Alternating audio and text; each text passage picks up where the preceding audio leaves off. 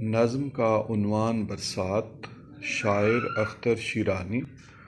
خلاصہ ہے نیلی گھٹائیں آسمان پہ دھومیں مچا رہی ہیں، ٹھنڈی ہوا سے ماحول خوشگوار ہونے لگا ہے۔ چمن اور دمن نیز ہر قسم کے پھول شگفتہ ہیں۔ بارش کے قطرے ننھے سیارے اور موتی بن کر گر رہے ہیں۔ سمندر اور خشکی میں فرق باقی نہیں رہا، دنیا سمندر بن چکی ہے۔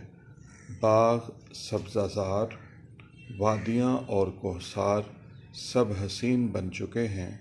آسمانی بجلی رنگ لا رہی ہے، بلبل پکار رہی ہے کہ گھٹاؤں کی آمد سے دوبارہ بارش برسنے کا امکان ہے۔